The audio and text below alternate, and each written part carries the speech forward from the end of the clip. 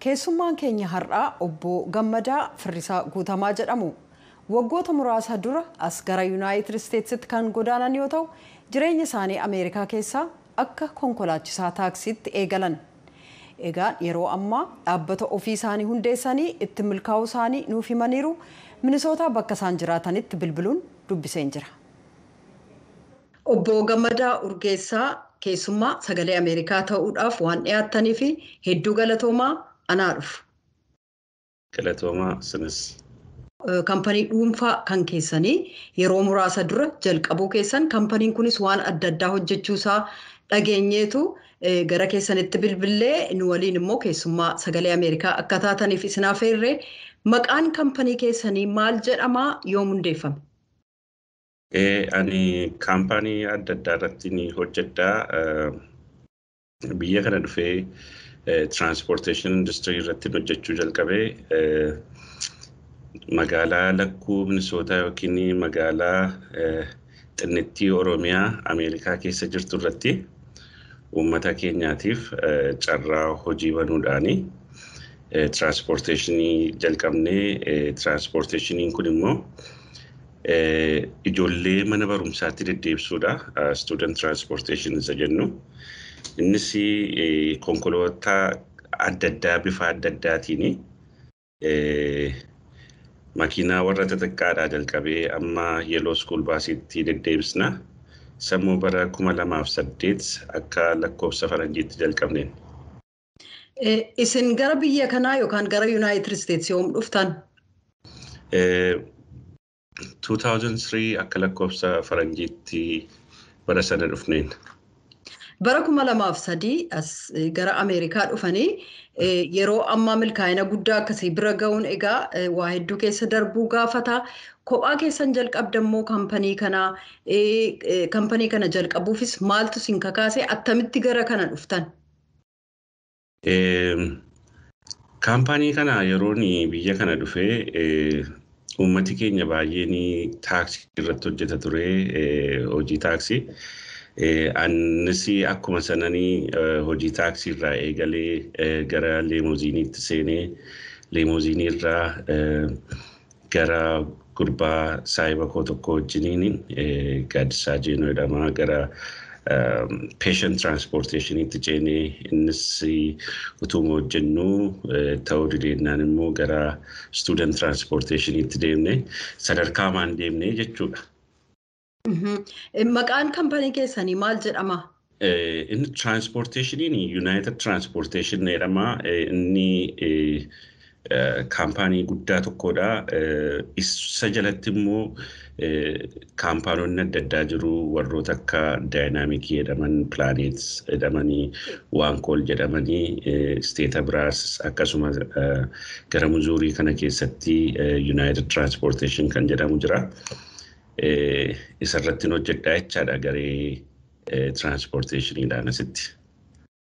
Kampanii gara biraanis kana jalatti hundeeffamee jira jettanii akkasumas immoo kampaniin kun waa'ee dhimmootii bunaa irratti yookaanis immoo buna gara biyya keessaatii gara biyya kanaatti fiduurras akka hojjetu dhagayeera.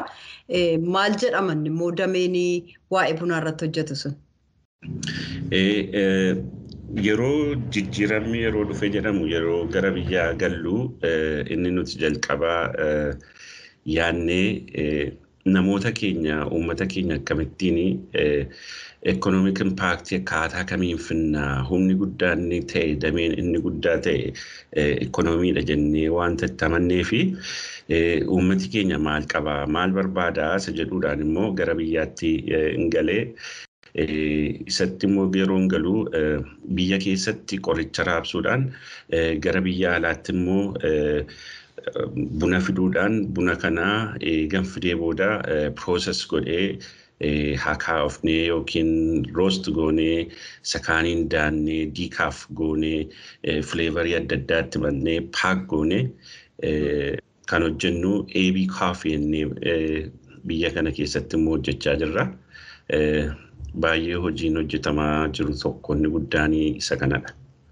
AB Coffee jechuun maal jechuudha? Maaliif daawwattoota keenya dhaggeeffattoonni keenya hedduun biyya jiru AB jechuun yookaan AB Coffee jechuun maal jechuudha?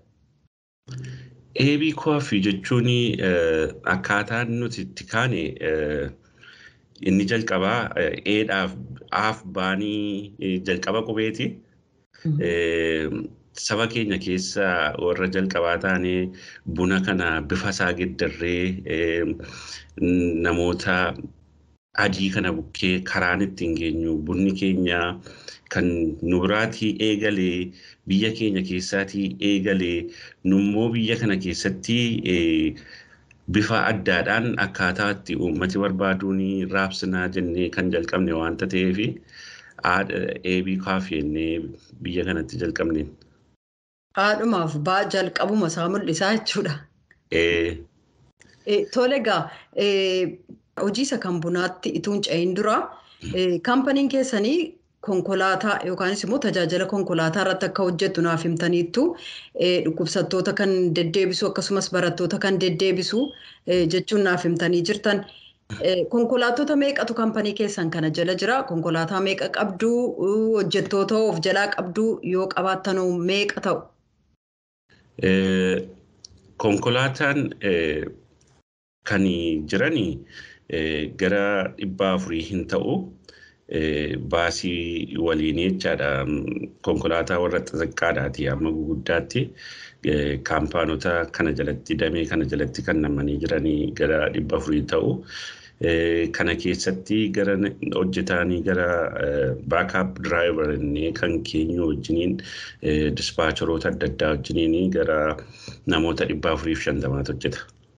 Egaan hojii guddaa akkasii hojjetuudhaaf bajeta nama barbaachisaa. Kaampaniin keessan kun hanga yoonaatti bajeta qarshii hammamiiti kan inni sochoosu? Waggaatti kaampanii Yuunaayitediin gara miliyoona 7.5 akkasitiin hin gashaa. Warri kaanis akka ittiin miliyoonii 1.5 miliyoonii 2-3 kan gashan immoo jiru jechaadha. Isa kan bunaatti immoo ennaa deebinu akkaataa kamiini kan isin buna biyya keessaa gara kanatti fiddanii kaampanoota gurguddaatu jiru. Fakkeenyaaf biyya kana keessaa warreen buna akaa'anii gabaadhaaf dhiyeessanii warra akka Starbucksii fa'aa jiru. Kaampanii gurguddaa akkasii wajjin hojjettu moo kaampanoota akkamiiti kan isin buna biyya keessaa fiddanii? Maaliif buna akoofna kaampaniin keessan buna akaa'ee gabaadhaaf dhiyeessanaan jettanii AB Coffee jedhu. Kaampanoota gurguddaa biyya kana keessa jiru wajjin hojjettu moo dhuunfaa keessanii inni akooftanii gabaatti dhiyeessitu moo attamiin hojjettu? Kaayyoon keenya inni guddaan inni numti nu kakaasee ka'ee uummata keenya siistemii isaa geddaruudha. Tokkoffaan fakkeenyaaf buna biyya keenya keessaa qotee bulaan tokko ammam argataa isa jedhu yeroo teenye ilaallu yeroo biyya kanatti dhufu wanti kompeerii godhamee parsantii tokkollee hin ta'u. Kanaaf nuti akkasumaaniin biraandii mataa keenyaatiin bileendii mataa keenyaatiin warroota akka Kaaribuu fa'aa Starbucksii fa'aa wajjiniin kompiitaanti taanee gabaa adda addaa irratti seenuudha. Inni jiru kan biraan isteetota adda addaatti kaafii shaappii mataa keenyaa banannee bileendii mataa keenyaatiin AB Coffee jennee franchaayizii gurguruudha jechaadha kaayyoon keenya. Kanaatiif saba keenyaatiif ija ta'uu isa jedhu irratti qotee bulaan keenya ga'ee akka inni irraa argatu gara sanatti deemuudha kaayyoon keenya. Gara bunni isin fiddanii akooftanii gabaaf dhiyeessitan kuni hanga ammaatti namoota yookaan fayyadamtoota hagamii dhaqqabee jira isinii beekamee jira biyya kana keessattis haa ta'uu biyyoota gara biraatti isin ergitu yoo ta'e. Amma kan nuti xiyyeeffannee jirru gabaa Minisootaa keessa jiruudha. Isa immoo gabaa hundumaa irratti raabsinee jirra riteil stoorii adda addaa irratti.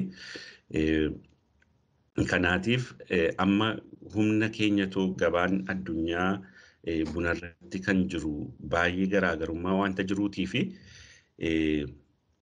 isa sana namootaaf dimaandiin keenyaatii fi kan nuti namootaatiif dhiyeessinu akka inni wal qixxaatee deemutti suuta jennee guddisaa deemna. Maaliif takkaadhaan guddannee akka garatti qabnu hin dhabnetti maaliif baay'ee barbaadamaadha waanta ta'eef bunni keenya kanarratti fokkasii goonee jirran. Egaan isin bara 2003 kan biyya kana dhuftanii kallattiidhaan biyya irraa dhuftammoo yookaan baqataa taatanii dhuftammoo attamiin as geessan obbo Gammada? Nuti kan nuti dhufne karaa baqataa taaniiti kan nuti dhufne utuu gara biyya kana hin dhufiin dura biyya ollaa Keeniyaa keessa turre. Keeniyaa gara waggaa 3 eegateenye booddee gara Minisootaa dhufne. Egaan kan hin gaaffii kana kaasee fi waggoota muraasa dura baqataa ta'anii biyya kana dhufanii deebi'anii hojii gara gadiirraa kaasee hamma sadarkaa olaanaatti ga'uun egaa hojii cimaa barbaada. Isin faana isin hordoftanii milkaa'ina kana bira geessan kanneen biroon isin booddeedhaa ka'anis haa ta'u hiriyoonni keessan faana keessan dhahanii akka isaan biyya ormaa keessatti yoo hojjetan itti milkaa'uun danda'amu ilaalchisee ergaan qabdan yoo jiraate. Inni guddaan namni eenyumtiyyuu yoo jabaatee hojjete milkoomina argata isa jedhutti hamana. Inni jiru karoora kaa'achuudha. Short termiin koo maal fakkaata, mid termiin koo maal fakkaata, long termiin koo maal fakkaata jennee yoo kaa'anne bira ga'uudhaaf eenyuyyuu nun dhowwu. Kan anarra milkaa'ee eenyuyyuu immoo milkaa'uu danda'a isa jedhutti namana. Egaan buna isin akooftanii dhiyeessitan buna biyya keenya gara naannoo nuyi jirruttis akkasuma nu ergitanii hin dhandhamna jedheen abdadhaa ibsanuu kennuudhaaf keessummaa sagalee Ameerikaa waan taataniif obbo Gammadaa Urgeessaa maqaa daawwattootaaf dhaggeeffattoota keenyaan hedduu galatoomaa. Galatooma tisiitu jubee rabbisee eebbisu.